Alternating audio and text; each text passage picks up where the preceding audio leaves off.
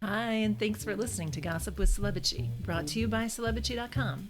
This week we talk about Justin Timberlake, Princess Beatrice, the awards nominations, and Lizzo. Our user feedback is about how awesome we are, and we end with our weekly feature, the comments of the week. The stories, photos, and memes we talk about can be found at Celebrity.com/podcast under episode 38. Hi, I'm Katie, the founder and editor of Celebrity.com, and I write as Celebrity. And I'm Chandra. I write as Kaiser. Let me read. I'm sorry. You got it. That's okay. I'm Chandra, the head writer for Celebrity, and I write as Kaiser. Oh, that was terrible. It's okay. It's my fault because I just made you screw around for 5 minutes because my mic wasn't working, but I had a backup mic and I used that one, and who knows what it was. This day is crazy. This week has been awful. It's been a really tough week. Like, it seems like it lasted forever. Yet the news has been a little bit slow, which makes our job harder, and it's tiring. Yeah, I was thinking about this as I was driving around today. I really look forward to the Christmas season, and it's so much fun, and it's so nice to look at all the Christmas decorations and all of that. But I'm also like, oh God, this is a drag. Every day seems to last forever because it gets dark so fast, and yes. Everything just feels off. Yeah, it does feel weird, like we should be on vacation already. I'm just tired. I didn't even finish my Christmas decorations yet. I should have started after Halloween, like Mariah Carey said. I did very minimal Christmas decorations. It's just me and the cat, so. Well, I mean, I want to do it nice for my kid, but he doesn't really care. But I'm trying. Okay, so I'm trying to cheer up. I'm like, cheer up. I saw A Beautiful Day in the Neighborhood last night. I didn't know if I was going to be able to see it, but I didn't want to tell you because you called me. You never call me, and I was really worried that everything was okay for you. And it was just that your internet was down. Yeah. I realized the panic in your voice that you thought something awful has happened. I was like, oh God. Yeah, you sounded like something bad had happened, and you never call me unless something. I remember when you called me that you had to put your poor dog down, and you always act like it's normal until you tell me, and then I'm like, oh my God. My poor dog. Oh, that was a sad. I forgot that I called you about that. He was so sick and he couldn't walk, and oh, that was bad. I'm sorry to remind you of that. It's like. Yeah, and I call you when my mom is going to the hospital or something like that. But. Yeah, that was the last time you called me, so I thought something was wrong. It's just that your internet was down. I didn't want to tell you that I had plans to go see that movie because I totally wasn't going to go see it if I had to watch the site, and then I didn't want to guilt you either. So, but I really liked it. It wasn't what I expected. And I don't want to ruin it for anybody because nobody ruined it for me. And I've since talked to 2 different friends who said the same thing. Like they didn't know what it was going into it, but it was really good. I know what it is. I'm pretty sure I know what it is. I mean, no spoilers, but it's not really about Mr. Rogers. It's about the journalist, right? Yeah. So you just spoiled it for everybody. No, I mean, but you can tell that from the trailers, really. I didn't really pay attention to it, and I thought it was going to be more about Mr. Rogers, but he had a profound effect on this man. Yeah, I thought it was sweet. I really liked it. It had a lot of nostalgia for me. Like, I didn't love Mr. Rogers. I thought he was kind of cheesy because I was too cool for him when I was a kid or whatever.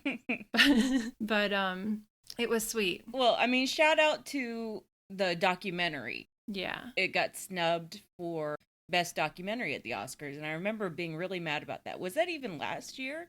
I think it was. But yeah. It was Won't You Be My Neighbor, and that was so good. Oh my God. That was one of the best documentaries I've ever seen. I really want to see that. I'll probably watch it now. It's I on kept Vudu. thinking of that. Oh, it's on Hulu? No, Vudu. Oh, did I buy it? No, I rented it. On my account. That was okay. Last year or something. Because I'm cheap, but we'll see where I can watch it now. I've also been watching... Sorry, go ahead. Well, I was just going to ask you, so do you think Tom Hanks deserves to be nominated for stuff? For this? Absolutely, yes. This was a weird role, too, but he really nailed Mr. Rogers' personality. It was quirky and great. I loved it. Well, good. And I've been watching The Mandalorian. And I can't believe how much I like it. It is super cute. Like, all the Baby Yoda memes are so deserved.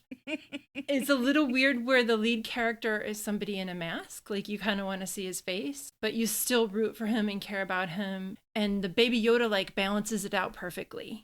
So I love it. It was really, really smart for Jon Favreau or Disney or whoever came up with the concept of a Baby Yoda. Like, that was brilliant. Yeah, that character is just adorable and so cute. And, ugh. My kid wanted to subscribe to Disney Plus because of Baby Yoda. He loves Star Wars stuff. So I was like, okay. And then he was like, you have to watch this. So I watched it, and it was way better than I expected. But I think Jon Favreau is really killing it. The Lion King remake he did was wonderful. It had so much heart. I didn't see that, but I'm not into Lion King stuff. I don't think I've ever seen the animated film either. Because it came out when I was in college, and I think you're in the same boat. Like, it came out in that window of time for us when we weren't watching a lot of movies. Well, a lot of Disney movies. Yeah. We were too old for the Disney renaissance of the 90s. We were both too old for that. So it wasn't like I had this strong attachment to the original movie. I had seen it, but I didn't see it more than once or twice. And the new one, it made me cry a lot. And it was really cute and funny. And I thought he did a great job with that. And Beyonce was Nala. Yeah, you could tell. She wasn't, I mean, she's not a great actress. Not even a good voice actress? No, I mean, you could tell it was Beyonce, you know what I'm saying? Her voice is real pretty, but it wasn't, like, super convincing. All right. What are you watching? Oh, did you want to talk about The Irishman? I haven't seen it. I did. I was trying to balance out so I wasn't taking a big wall of text talking, but I can talk about it. Well, I haven't seen The Irishman, and no spoilers, because I do want to see it eventually. You know what it's about. I mean, you can't spoil that movie.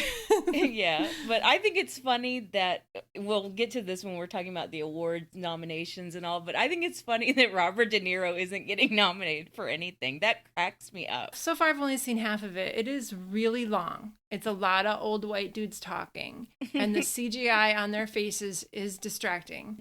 It's quite good, but it's like you're watching a perfect video game versus people sometimes. Like, you notice it sometimes. It's the uncanny valley stuff, you know? Yeah, exactly. And De Niro is really good in it, but his character is so nice. He's like a peacekeeper type, and he's always trying to reach compromises between the feuding mobster people. Mm-hmm. And now, he's so nice. And who is Joe Pesci in it?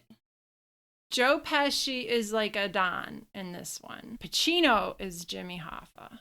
Okay. When you're talking about the people who should get awards, I'm thinking Pacino.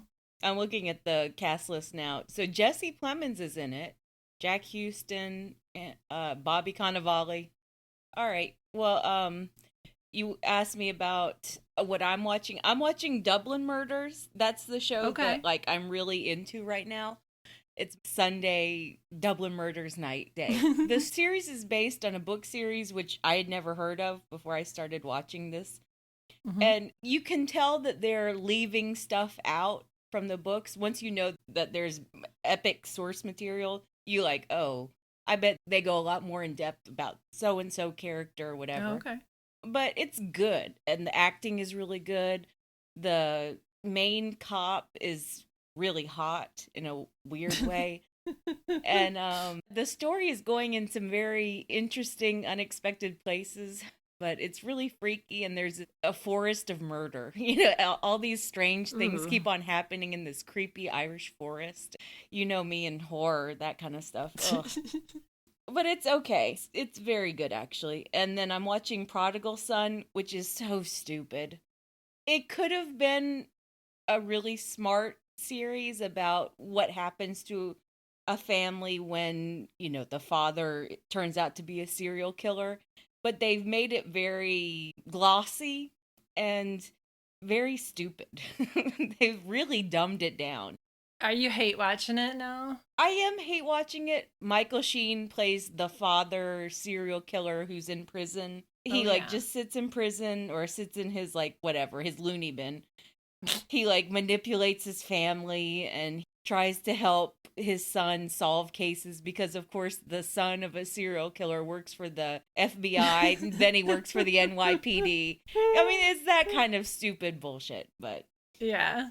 Did you just start watching it for Michael Sheen, or? I did a little bit, but I thought the commercials looked good, and I was like, all right, well, I'll watch it a little bit. I just recorded, and I'm like, oh, this is so stupid, but oh well. I like police procedurals, and this is a really stupid one, so. I hear ya. Those have never been my thing, but I'll watch them like with my mom or something. She loves those. Is your mom watching Prodigal Son? I bet she is. I will ask her. She watches a lot of shows. I think that's where I got my love of this job and my love of TV and movies is from my mom. Well, yeah, your mom and I end up watching a lot of this new stuff. Yeah, you do. You do. You like the same shows as her, too. Uh-huh.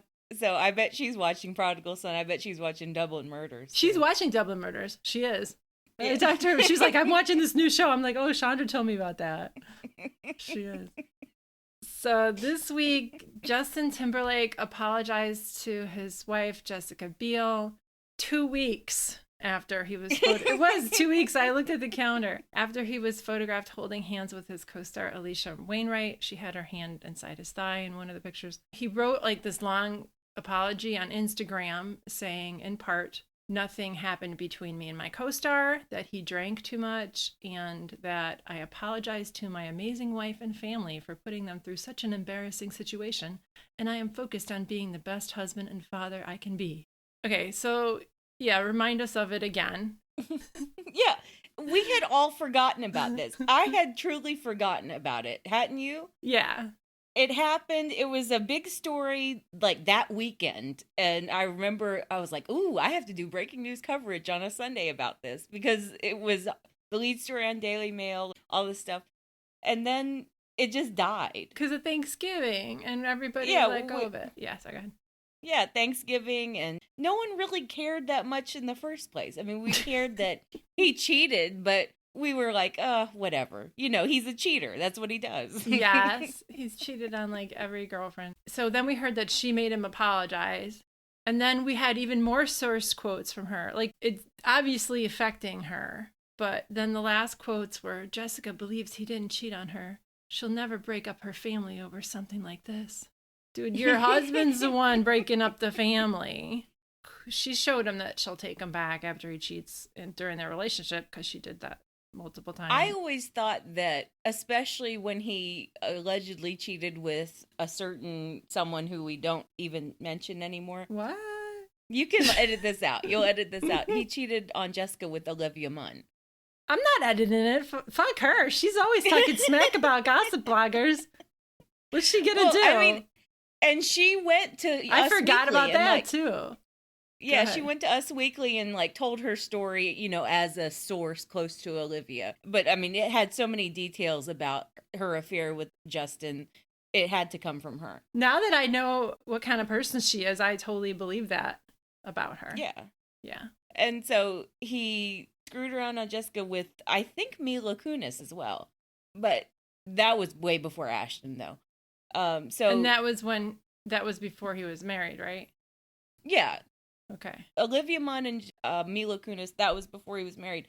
I always believed that his thing with Olivia Munn was the thing that spurred him to marry Jessica. Like, she took him back. Ooh.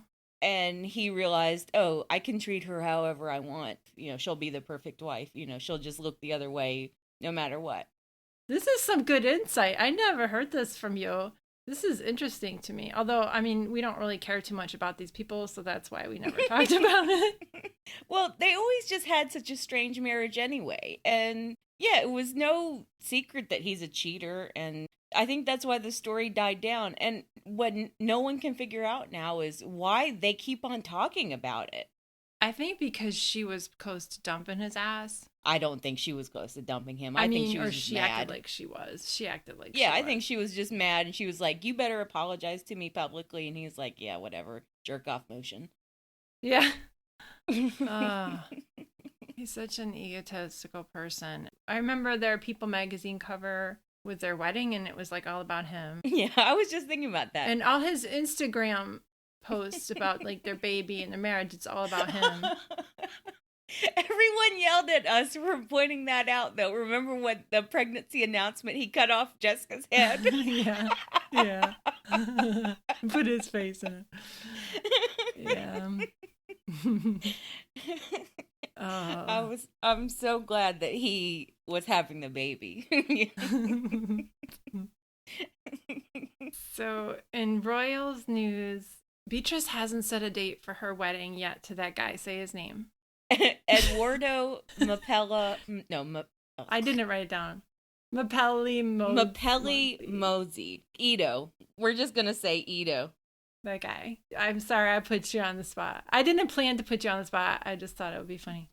So Princess Beatrice hasn't set her wedding date yet. And we talked about this a month ago in episode 36, and it is still true. So they got engaged late September, and she's having her engagement party next week, like I think the 18th of December.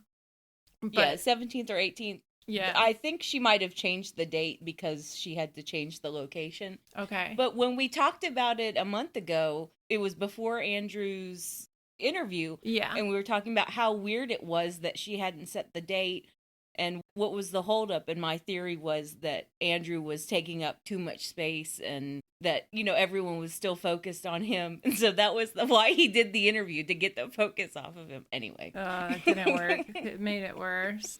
I love the comments that they're going to have the reception at that pizza place that he said he was at. That's awful, though. Yeah. I mean, he basically used his daughter as an alibi for why he couldn't rape a 17-year-old girl. Yeah. That's he's awful. A terrible person. But it is unusual for royals to not set the date this late. They usually set the date about a month after. Oh, maybe even sooner. After the announcement, yeah. But it's been months. We already heard that her wedding was going to be all scaled back and that she wasn't going to have a carriage ride and all this stuff. And now there's no wedding even, so. But why not just go to Italy and have the wedding? Unless the whole fucking point is that, she needs the royal wedding. At what point do you just say, you know what, let's cut and run from this family. Let's just go to Italy. I don't care if the queen comes to my wedding, Yeah. I mean, I think we can conceive of that because we're normal people, but royals can't. Yeah. She grew up in that family. She's got to play by their rules, and that's probably been grilled into her. So we didn't get a lot of other royals news this week. We heard Meghan's been taking meetings. She's raising money, which is awesome. And we saw Duchess Kate at a diplomatic reception looking really gorgeous. Like she had on this velvet McQueen dress, and she had this tiara and this diamond statement necklace and earrings. I was jealous. I want to wear some diamonds like that. Yeah, people were making fun of the shoulders. Kate loves a puffy 80s shoulder, but I thought the shoulder of the McQueen dress looked perfect for that occasion on that dress. It was subtle. It was her style, but subtle. Yeah. And I thought everything balanced out. The shoulders with the neckline with the diamonds, it all evened out for me. Other people disagreed. That's fun. We can all argue about jewelry and fashion. I thought she looked great. She looked gorgeous. This week, we got the Golden Globe and the SAG nominations. They came out. And do you want to talk about that? Sure. The big nominations on the film side were for The Irishman, Marriage Story, Once Upon a Time in Hollywood, which I think a lot of people were like, what if Quentin Tarantino's film ends up the safe pick, for a lot of Oscar voters? I think it will be, though. Oh, no. Yeah, it's weird. Green Book won last year, so who knows? There are a lot of quiet moves for the Korean film Parasite, which is on a lot of Best Picture lists, and it got nominated for Best Screenplay and Best Director at Golden Globes and Best Ensemble at SAG. Yeah, which is rare. I read somewhere that it's only the second foreign language movie to be nominated for Best Ensemble at SAGs. Was the first one The Artist? I bet it was. It was Life is Beautiful, which was like 1998. Hi, this is Katie recording this later. Okay, there was this whole section where Chandra and I were laughing because I had no idea what the foreign language film was that had won the other nomination for Best Ensemble at SAGs, and we were just laughing that I had no knowledge of The Artist either. So that's why she's cracking up in this next section. I tried to play it off and splice it in like I knew, but it's not that seamless, and you could probably tell. All right, back to my talk with Chandra. Some of the TV nominations were, the big ones were for Fleabag, and that was the only one I was really paying attention. Oh, The Morning Show. Game of Thrones got almost completely shut out of the Golden Globes. I think like Kit Harington got nominated, but they did get nominated for a SAG award for ensemble. Mm-hmm. So that was good. And I don't think the actors should be punished just because the writers, Dan and David or whatever, that they can't do their fucking jobs. You know, the actors did the best that they could do with the material. I wish Emilia Clarke had been nominated for stuff. Yeah. But I suspect that she's just done. I hope that she's just done with the series. She's over it. I understand why The Irishman is getting nominated, and there are really good scenes. It's not that entertaining to watch for me. Yeah, it's just a dude movie. Did you see that speculation about dad movies? They're trying to say, what's the perfect dad movie? No. And they were talking about how Ford versus Ferrari is like peak dad movie because it's about men, it's about white dudes, it's about cars. Yes. You know, the plot line isn't super complicated. It's pretty easy to, you know, pop in and out of the movie, especially when you're barbecuing, you know, that kind of thing. And I feel like The Irishman is also a dad movie in that it's dark and it's about gangsters. You know, it's got dad's favorite actors, Joe Pesci and Robert De Niro and Al Pacino. So I feel like that's the long version of a dad movie. Did you see the criticism of Marriage Story? That it's like every acting class ever where people just yell at each other like they're having conflict. Yeah, I saw some of that too, and it really is. I watched that scene where Adam Driver and Scarlett are just yelling at each other. I'm like, oh, I don't know. There's something about the two of them. They don't make each other better acting wise. I don't really want to watch it, but if it gets nominated for Oscars, I will watch it. Did you read my Greta Gerwig Vogue coverage? I did read it, yeah. I think it's very weird that Greta and Noah Baumbach aren't being asked at all about the timeline of their relationship and how maybe his affair with Greta. Oh, he did Marriage Story. Now it's coming back to me. And Marriage Story is about the end of his relationship, but it could have been happening because he hooked up with Greta Gerwig. Right, and his marriage was to Jennifer Jason Leigh. Ooh. And they had a kid together, and then almost as soon as that, like, she filed for divorce and he got with Greta. And I think it's really weird that neither one of them are really talking about. Noah and Greta are not talking about Jennifer Jason Leigh or, you know, the story behind Marriage Story at all. You know what it could be is because they're directors and they're not actors, that people don't focus on those kind of questions, the juicy stuff that we gossips want to know, because they're directors and people are like, oh, tell us about your work. But they're both writer-directors.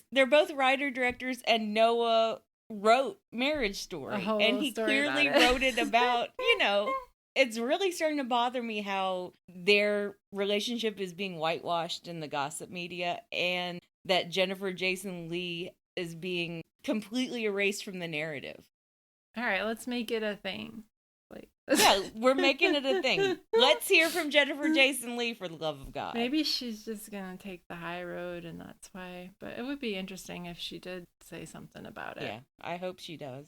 But she's probably very classy about it. She always seems that way. But yeah, like she's above stuff. So Lizzo went to the Lakers versus Timberwolves game. She's from Minnesota. I guess that's the Minnesota team. It's just my knowledge. I'm like, duh. She had a dress with her ass cut out and she was wearing fishnets and a thong underneath. And then the Laker girls did her song Juice and she twerked a little and they got it on the Jumbotron. And then when everyone's like, yeah, maybe don't show your ass at a basketball game when it's on TV, she recorded this Instagram story talking about how like it's empowerment and your negative words don't affect her.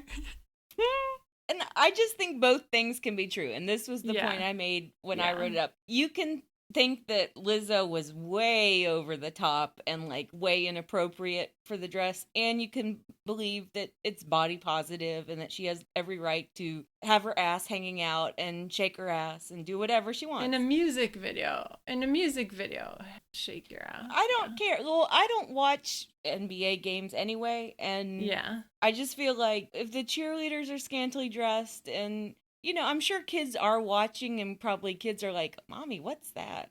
But I don't care about it. All right, let me play the clip. Let me play the clip. All right. Here's the clip of Lizzo acting, indignant that people notice her ass was hanging out. Who I am and the essence of me and the things that I choose to do as a grown-ass woman can inspire you to do the same. You don't have to be like me. You need to be like you. And never, ever let somebody stop you or shame you from being yourself. This is who I've always been. Now everyone's looking at it. And your criticism has no effect on me. All right. So that's not what this is about. She's twisting it so that she's this victim of people. I don't care if my kid saw a boob or a butt or whatever when he was little, but other parents do, and it's on TV. Yeah. Someone pointed this out in the comments. This is not me noticing it, but someone said there's a little bit of Lena Dunham to this. And it is. Yeah. She stoked a controversy and then acted indignant, like you said. She wanted to make this statement about body positivity, so she created a moment where she could issue the statement as a reaction. Yeah. And that's something Lena Dunham used to do. And when people cared about her.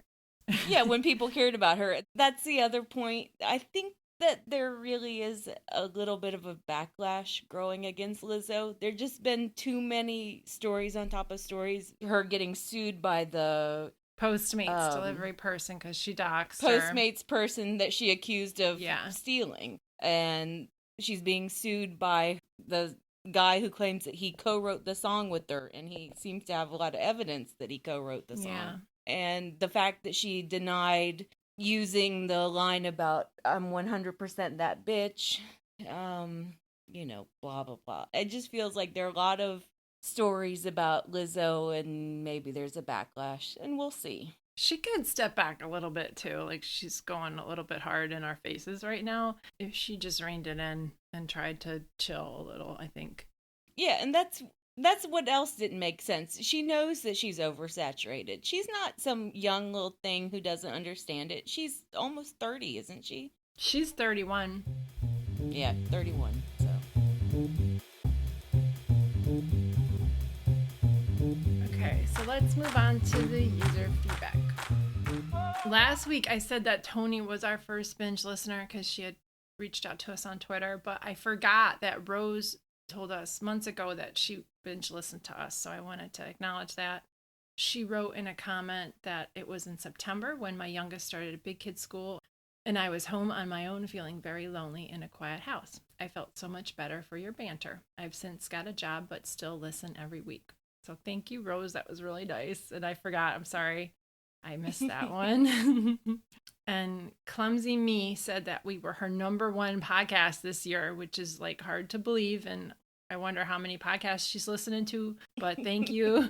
And we'll take that one.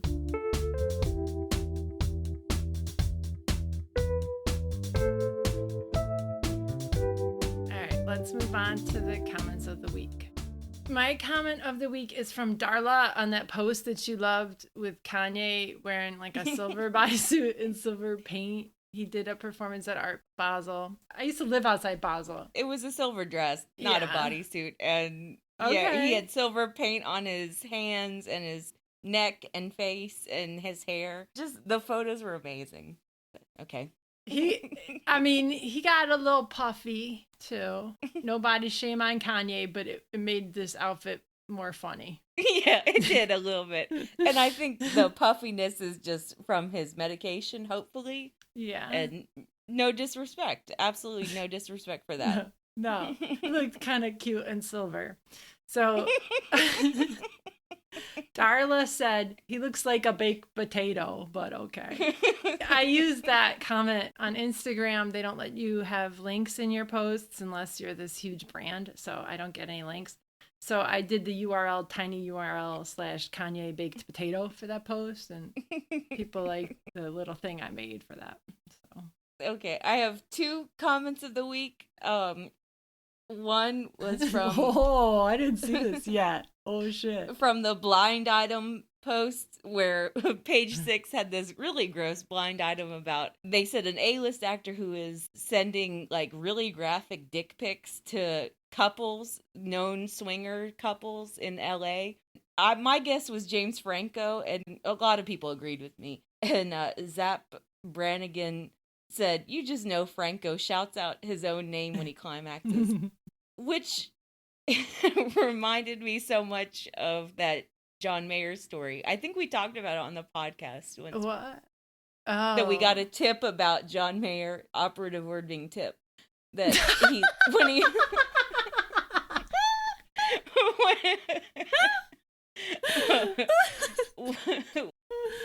this tip was from someone who said her friend had screwed around with John Mayer, and that when they were screwing around, fooling around, that John Mayer talked about himself in the third person. Like, do you like John Mayer's dick? What do you think about what John Mayer is doing to your body? You know? I totally forgot about that. Oh my God. Now I'm thinking of John Mayer's dick because you said tip and it's bugging me. Oh. Well, you made me think about Ben Affleck's dick this morning. But he like, saw his dick in that Gone Girl movie. It's not like we didn't see it.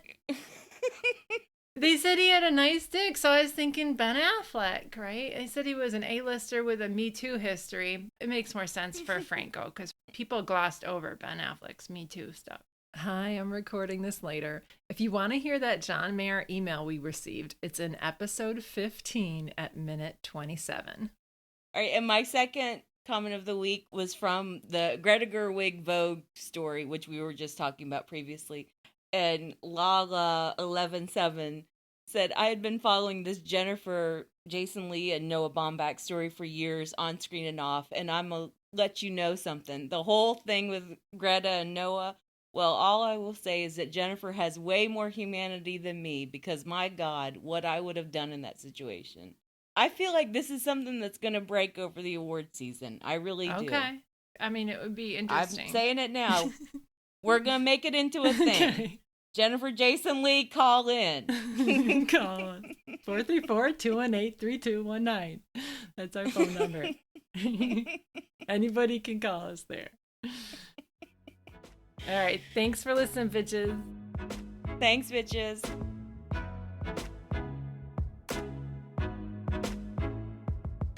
Thank you for listening to the Celebrity Podcast. If you like us, tell a friend. And if you rate, review, and subscribe wherever you listen, it helps us out and we appreciate it a lot. Our phone number is 434-218-3219, where you can text us or leave a voicemail. Our music is from AA Alto, Maiden, and via Premium Beat and Sound of Picture. Thanks again. All right.